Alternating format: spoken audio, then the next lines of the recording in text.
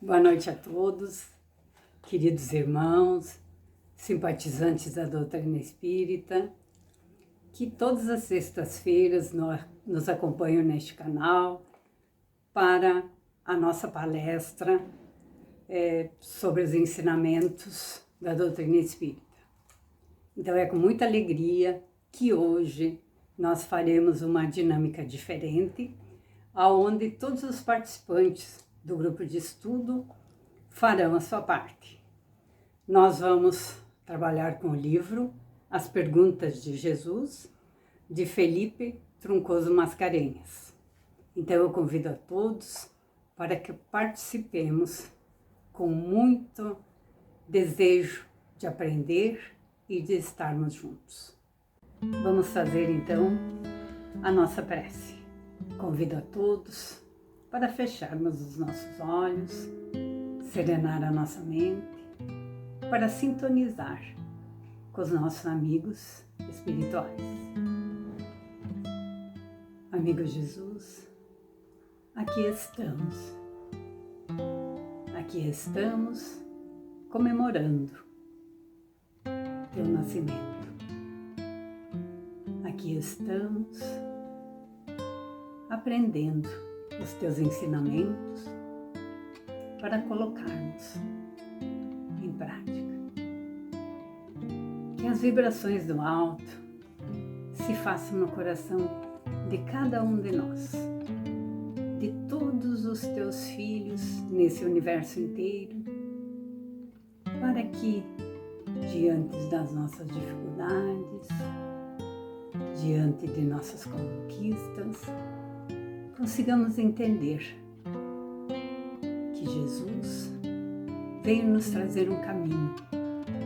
Esse caminho é o caminho do amor, o caminho do perdão, o caminho da caridade, o caminho de viver, conviver com o outro e com todas as diferenças que nos unem e que algumas vezes nos desunem.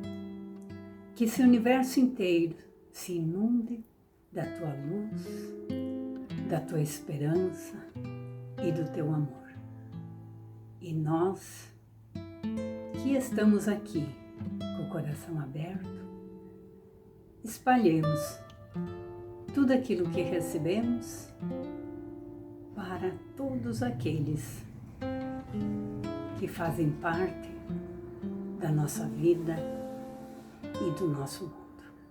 Que a paz do Divino Mestre se faça no coração de cada um de nós. Que assim seja. Pergunta número 6. Como lês? Então, essa pergunta que a Maria Inês nos traz, como lês, e que inclusive Jesus complementou, como lês e como está escrito na lei. Primeiramente é importante nós entendermos em que contexto é que Jesus trouxe esse questionamento, como lês.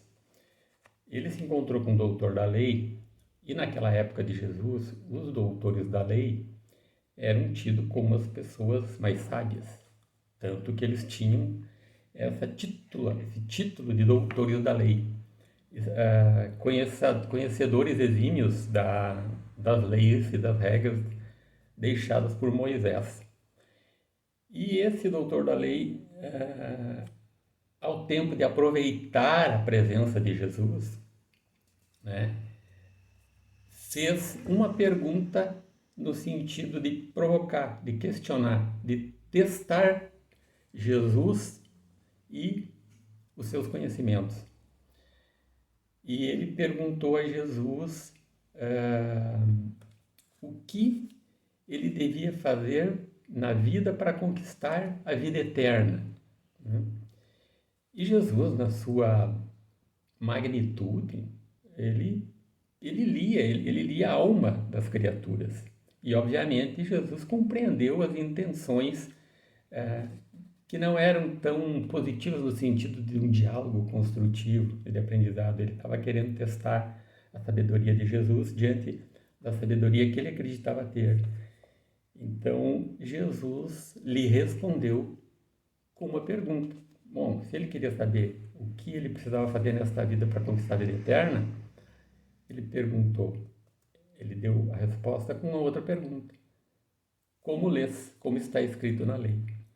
O que Jesus nos provoca com essa reflexão é como que nós estamos estudando os evangelhos, como que nós estamos estudando qualquer ciência religiosa que nós acreditamos que nos faz bem e como nós estamos lendo como nós estamos tirando o aprendizado dessa leitura. Que não basta nós ficarmos na letra do ensinamento, mas tirarmos o ensinamento da letra, ou seja, o que de fato existe de conteúdo ali nos ensinamentos de Jesus, ou naquilo que o doutor da lei estudava e se achava o grande conhecedor, né? E aí na obra que provocou esta nossa exposição, as perguntas de Jesus, é o título da obra, também nos é questionado a nós, espíritas, da seguinte maneira. Eu vou ler aqui dois questionamentos que nos é feito. Quando tomamos nas mãos obras espíritas, quais são as nossas intenções? Com que finalidade temos buscado nos instruir nas luzes da terceira revelação da lei divina? Então é como se Jesus estivesse perguntando para nós, como estamos lendo a vida? Como estamos trazendo, tirando das leituras da doutrina espírita, do Evangelho, do Livro dos Espíritos e das demais obras, o conhecimento adquirido, como estamos trazendo para o nosso dia a dia, para nossas relações, como nós estamos lendo o nosso semelhante, aquele que está ao nosso lado, aquelas pessoas com quem nós convivemos, como nós estamos conseguindo realizar a prática do estudo do Evangelho, do estudo dos esclarecimentos que as obras espíritas nos trazem. Já diz um pensamento de um sábio mestre que, orientando o seu discípulo, ele disse: vai, pregue o Evangelho. Se for muito necessário, utilize palavras. Ou seja, quando Jesus questiona como lês, ele está nos questionando o quanto o aprendizado da doutrina, o aprendizado do cristianismo tem tocado nossa alma e nossas consciências a ponto de nos modificarmos e conseguirmos aplicar esses esclarecimentos, esses ensinamentos no nosso dia a dia. Kardec também cita no Evangelho a seguinte colocação: bem compreendido deve ser a doutrina, bem compreendido o Evangelho, mas sobretudo bem sentido. Então, este é o propósito de todo o esclarecimento que a doutrina e que Jesus nos trouxe. Compreender e sentir. No momento que nós sentimos, nós realmente passaremos a aplicar. Para fechar esse questionamento, essa pergunta, que é a pergunta número 6 da obra, nós vamos ler um depoimento de Humberto de Campos, através de Chico Xavier, que diz o seguinte: e é só, como se vê, não faço referências aos clássicos da literatura antiga ou contemporânea. Cito Marcos e João. É que existem espíritos esclarecidos e espíritos evangelizados. E eu, agora, peço a Deus que abençoe a minha esperança de pertencer ao número destes últimos. Então, meus irmãos, que possamos nós buscar esse mesmo intento de sermos espíritos mais evangelizados do que esclarecidos. Claro que a partir do esclarecimento que a doutrina nos traz, nós vamos encontrar a evangelização dentro de nós. Então, vamos à pergunta 7 do livro que mencionei anteriormente. Que palavras são essas que trocais entre vós enquanto caminhais? A pergunta de Jesus nos situa na nossa condição de peregrinos caminhantes do universo. Jesus, com sua maravilhosa pedagogia, sempre nos questiona, né? Nos tira da nossa zona de conforto. E a questão é, que marcas nossas palavras têm deixado? Palavras essas que podem ser duras como aço, né? Cortantes, queimando como fogo, enfim. Elas podem ser reconfortantes e suaves como a brisa, isso sempre vai depender, né, do teor dessas palavras. Os sentimentos que as acompanham sempre também vai dar esse colorido necessário às nossas palavras. A violência verbal, ela causa muitos estragos, muitos. A nossa criação verbal, ela pode trazer luz ou pode trazer sombra. Ela pode trazer conforto ou desconforto, né? Ela pode trazer felicidade ou sofrimento.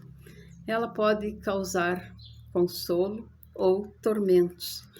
Pode trazer o bem ou o mal. Sempre vai depender de que teor e de que colorido damos às nossas palavras. A física nos ensina que nós somos energias, né? Então, a nossa mente, as nossas vibrações, elas fazem toda a diferença para formar o campo que nos rodeia.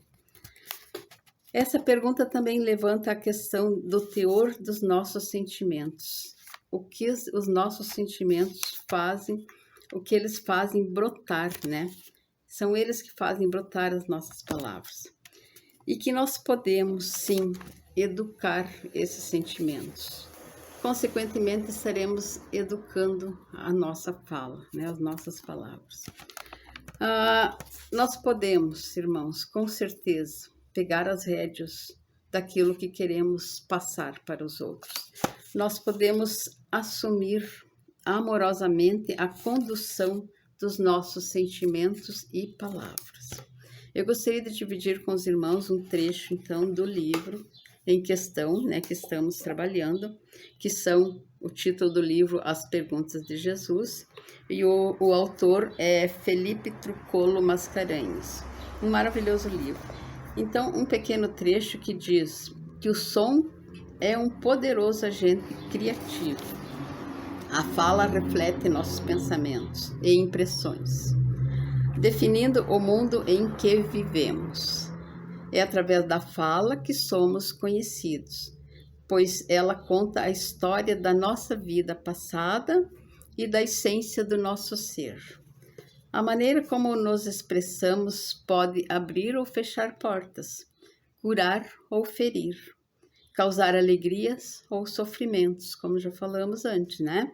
E em última análise, ela determina o nosso grau de felicidade.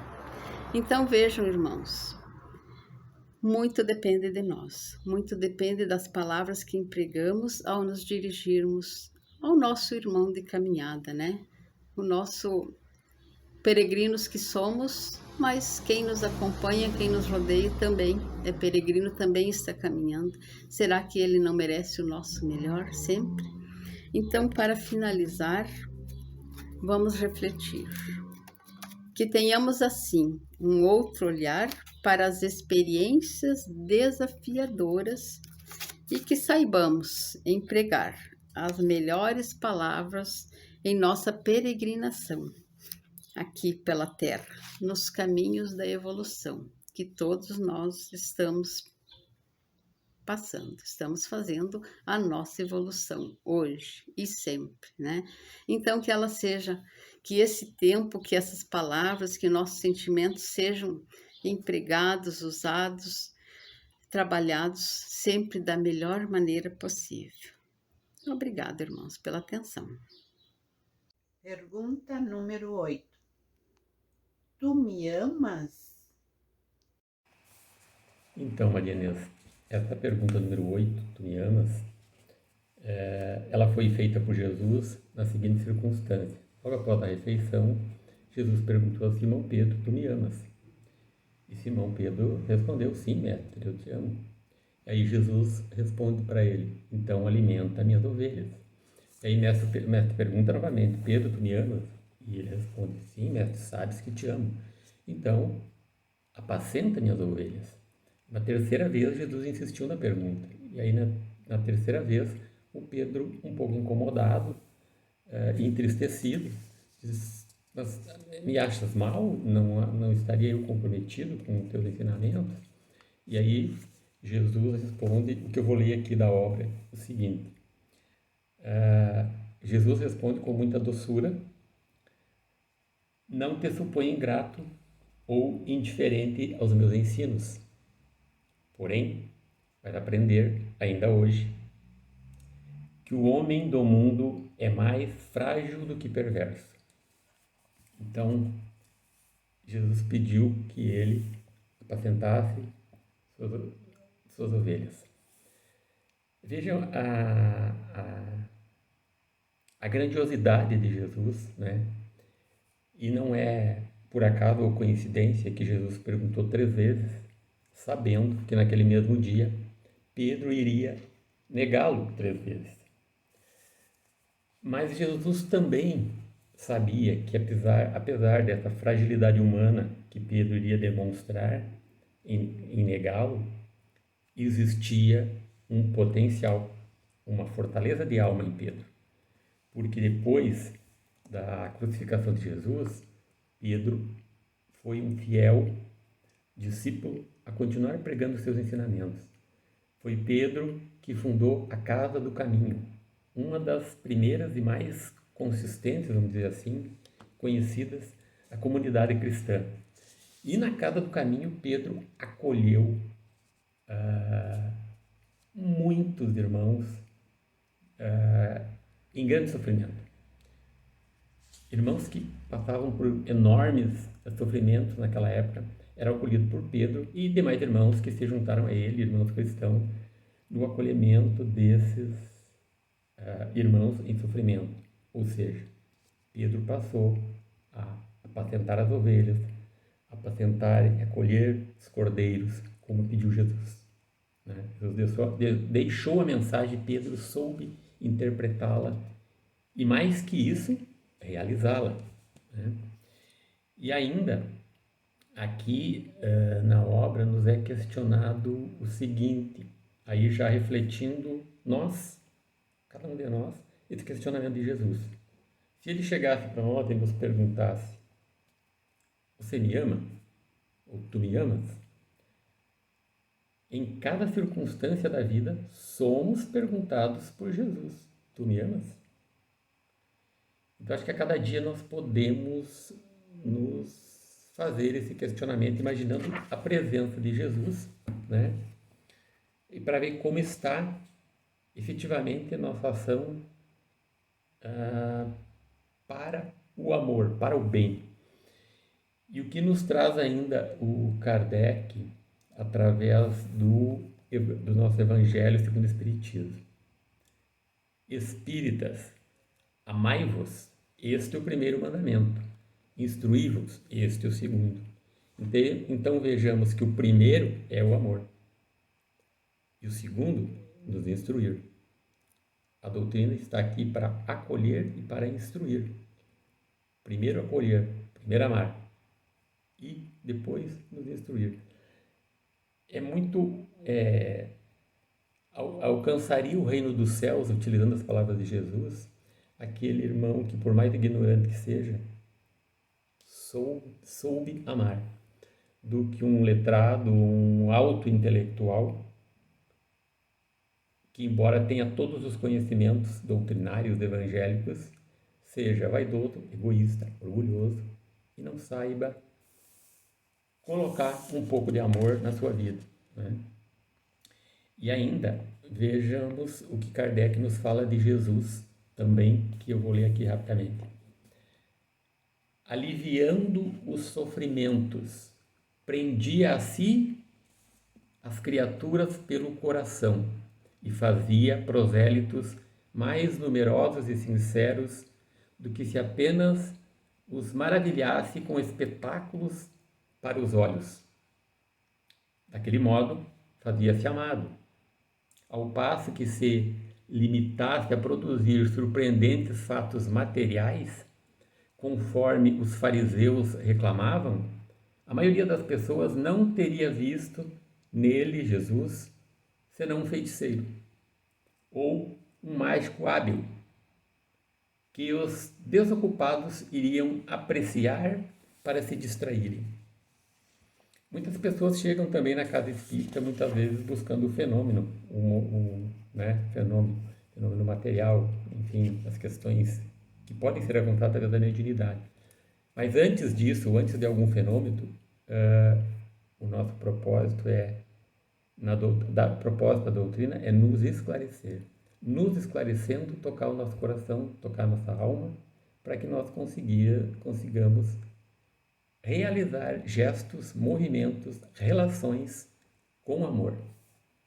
Se Jesus um dia nos perguntar, tu me amas? Nós possamos responder de toda a alma, como Simão, embora as nossas fragilidades, possamos responder que sim. Sim, mestre, te amamos. Dando sequência ao nosso estudo dessa noite, do capítulo 9, a pergunta: que queres que eu te faça? Então, quando Jesus nos faz esta pergunta, ele já sabe de antemão o que realmente nós precisamos e o que merecemos, com certeza, né? Nós é que ainda não nos damos conta do que realmente precisamos e que nem sempre o que queremos é o que realmente, precisamos. Então, devemos ter sempre em mente que a lista de pedidos que costumamos endereçar a Jesus tem que constar a seguinte análise: o que eu quero é ético? Vai prejudicar alguém? Vai trazer benefícios ao bem comum? Ou vai apenas em meu próprio benefício, né? Eu posso arcar e manter o que pedi? Será que preciso mesmo disso?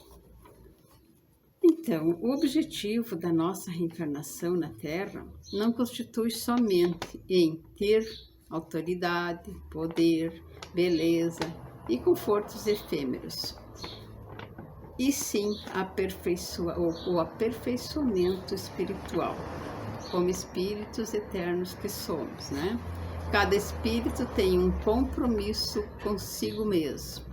Descobrir o nosso compromisso é entender a finalidade superior das nossas existências. Com isso entendido, quando conseguimos entender isso, nós conquistamos a segurança em nossas ações e serenidade emocional perante os desafios da nossa existência. Há dois muros que entravam o progresso, o orgulho e o egoísmo, que são as barreiras entre o homem e Deus. Então, analisando o livro em questão que estamos nos ocupando, em que tiramos essas perguntas, o livro em questão são as perguntas de Jesus, de Felipe Trukolo Mascarenhas. E alguns trechos ele vai nos falando que no longo processo da evolução vamos encontrar obstáculos a serem superados na ascensão espiritual. Os obstáculos que nos pedem superação para o progresso individual e coletivo são como muros que se erguem, impedindo até mesmo que a nossa visão se estenda, ampliando os horizontes da compreensão da vida. Propondo-se a dilatar a compreensão da criatura humana, Allan Kardec questiona os espíritos sobre qual é o maior obstáculo ao progresso. E eles, claro, respondem, né? Responderam. Evitar esforços e superar o orgulho e o egoísmo. E na resposta, então, dos espíritos, eles ressaltam que se referiam ao progresso moral, né? Pois que o intelectual, ele avança sempre, a gente está, né, sempre correndo atrás do intelectual. Aliás, por vezes, o progresso intelectual irá abrir portas para a ampliação do orgulho, por exemplo. Mas o progresso moral, sabemos que nem sempre acompanha, né, essa evolução. Ainda seguindo, ele nos diz que nossas imperfeições se exteriorizam das mais diversas formas. São verdadeiros gritos exaltados da alma a desejarem proeminências, poderes, cargos, riquezas e toda ordem de manifestações orgulhosas do espírito. É o desejo ardente e infantil de querer se mostrar, de ser notado, de aparecer. É o bulício, a algazarra dos valores materiais da sociedade contemporânea. É o agito da ignorância. Vejam, irmãos, que ele nos chama atenção, né, ao que estamos dando mais importância. Daí, quando fazemos o nosso petitório para Jesus, a gente quer isso, quer aquilo, quer aquele outro, mas será que nos lembramos de querer, de pedir sempre a lucidez, a compreensão, a paciência, né, o amor que é tão necessário em nossas vidas, o compartilhamento com o outro, a tolerância com o outro, enfim, todos esses valores e essas verdadeiras riquezas. Ainda então, para finalizar desse capítulo, ele continua colocando a seguinte questão, que a pergunta endereçada então pelo mestre ao cego, quando o cego de Jericó pediu a Jesus, Jesus que eu veja, né? E Jesus respondeu para ele, que queres que eu faça? A indagação deixa perceber que a posição melindrosa do interessado se ajustava aos seus imperativos da lei. Nada ocorre à revelia dos divinos desígnios. Bartimeu, o cego, soube responder, solicitando visão. Então ele queria a visão, né? Entretanto, quanta gente roga acesso à presença do Salvador e quando por ele interpelada, respondem em prejuízo próprio? Lembremos-nos de que, por vezes, perdemos a casa terrestre a fim de aprendermos os caminhos da casa celeste, né? Em muitas ocasiões somos abandonados pelos mais agradáveis laços humanos, de maneira a retornarmos aos vínculos divinos. Há épocas em que as feridas do corpo são chamadas a curar as chagas da alma, e situações em que a paralisia ensina a preciosidade do movimento. Quando perdemos algum dos nossos movimentos, nos damos conta da importância e do valor que eles tinham para nós, né? Então, é natural que peçamos o auxílio do Mestre em nossas dificuldades e dissabores. Entremente, não nos esqueçamos de trabalhar pelo bem nas mais aflitivas passagens da retificação e da ascensão, convictos de que nos encontramos invariavelmente na mais justa e proveitosa oportunidade de trabalho que merecemos, e que talvez não saibamos de pronto escolher outra melhor. Então, irmãos, estamos no lugar certo, com a família certa, o trabalho certo, e por vezes estamos nos lamentando, mas vamos nos lembrar que muitas pessoas estão à procura de um mínimo daquilo que às vezes nos sobra. Então, vamos sim saber quais os nossos pedidos, que eles sejam justos, mas antes de tudo vamos também pedir por toda a humanidade, né? Porque são nossos irmãos de jornada. Obrigada pela atenção. Pergunta número 10. Quem tocou em mim? Então, essa é mais uma de todas as falas ou de todas as perguntas que Jesus fazia, que tinha uma grande profundidade, tinha sempre um grande ensinamento naquilo que Jesus falava. E quando ele caminhava e uma enorme multidão estava à sua volta, queriam se aproximar, queriam vê-lo, queriam tocá-lo, Jesus, de repente, pergunta: quem tocou em mim? Então as pessoas ficaram todas: como assim? Inúmeras pessoas em volta e Jesus pergunta: quem tocou em mim? Tratava-se de uma mulher que por 12 anos ela tinha um sangramento e ninguém conseguia curá-la. E naquela época, uma pessoa nessa condição sofria preconceito, não podia se aproximar dos outros, muito menos tocar. E foi essa mulher que, enfrentando todas as dificuldades e o rigor da sociedade na época, na sua coragem, na sua fé, no desejo, aproximou-se de Jesus, confiante, e tocou na ponta, na borda das suas vestes. Isto foi suficiente para que Jesus percebesse uma energia que dele saiu, e a mulher, recebendo essa energia, naquela certeza e naquela fé que ela alimentou, ficou curada. Então, no seu esforço individual, naquele momento, embora ninguém admitisse que ela se aproximasse e tocasse Jesus, mas tendo ela feito, chocou a todos que estavam em sua volta. Então, além da sua conquista e do esforço e do benefício individual que ela recebeu, pela sua fé, pela sua confiança, ela também deu um exemplo e uma lição aos demais, a ponto de Jesus parar e chamar a atenção: alguém me tocou. Né? Então, o importante é nós tirarmos essa reflexão, e que, inclusive, trazendo da obra do Evangelho, faz uma reflexão dessa passagem de Jesus com a mulher, que diz o seguinte: ainda hoje o Cristo sofre o assédio das multidões, necessitadas e sofredoras. Apertam-nos através de templos, círculos, reuniões, oprimem-no com as mais estranhas negativas. É perseguido, disputado, instado com violência, mas Jesus conhece aquele que o toca, depois da renúncia aos vãos processos das facilidades venenosas. Esse texto é da obra Harmonização por Chico Xavier, pelo Espírito de Emmanuel. Na humanidade são bilhões, quase um terço da humanidade que se diz cristã.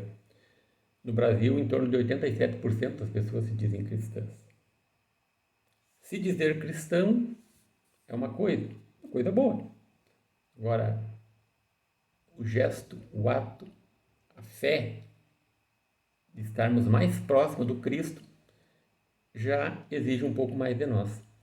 Então é por isso que é trazido num gesto individual da mulher um exemplo que nós devemos nos espelhar. É uma passagem, particularmente para mim, bastante emocionante, esse da cura. Então, todos nós, de alguma forma, temos os nossos sangramentos, né? As nossas ansiedades, as nossas aflições, os nossos conflitos. E à medida que nós vamos fortalecendo a nossa fé, nossa confiança em Deus, nossa confiança em Jesus, nos nossos mentores espirituais, do que a doutrina espírita nos ajuda a nos esclarecer, nós vamos estancando aos pouquinhos o nosso sangramento, as nossas inquietações, né? Aumentando as nossas virtudes. E ainda, a obra aqui nos chama a atenção do seguinte: que curar enfermidades da alma pede o direcionamento dos nossos esforços na direção da vivência dos postulados do Evangelho. À medida que nós curamos a nossa alma, haverá com certeza um reflexo no nosso organismo físico. Quando nós harmonizamos a nossa alma, existe um reflexo em cada célula corporal, nos harmonizando.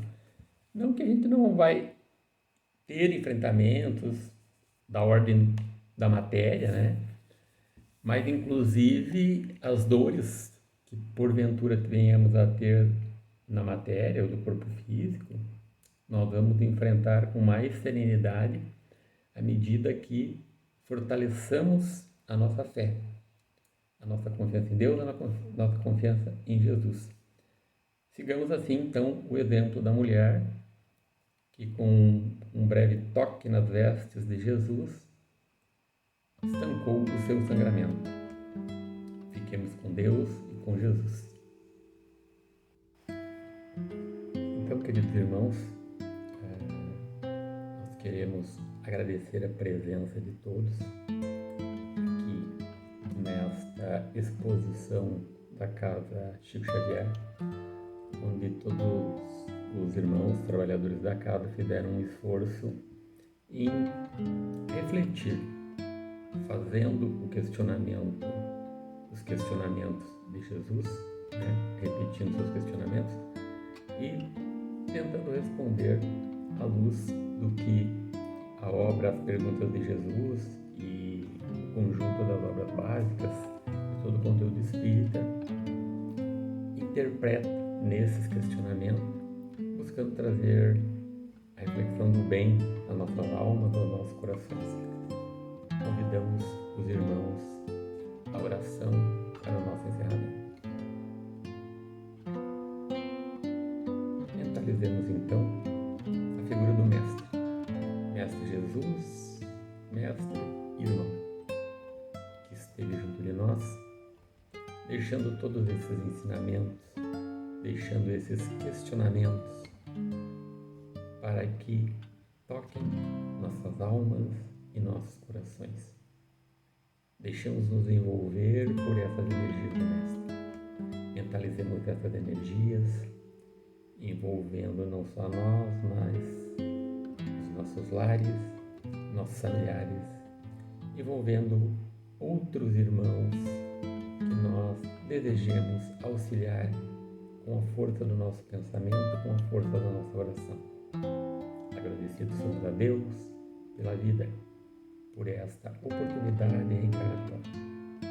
Possamos, no dia de hoje, na noite de hoje, fortalecer um pouquinho mais a nossa fé à luz das reflexões dos ensinamentos do Cristo. Possamos ficar todos bem e em paz. Amém. Agradecemos mais uma vez os irmãos que nos assistem. Compartilhem o nosso vídeo, a nossa exposição, né, com outros irmãos que não possam ter, que não tiveram a possibilidade de assistir hoje. E fica o convite para que retornem aqui toda sexta-feira, neste horário que nós teremos sempre novas apresentações, novas reflexões para dividir com os irmãos. Neste estilo de reflexão, de perguntas e respostas, nós teremos ainda no dia 31 mais uma apresentação. Obrigado a todos.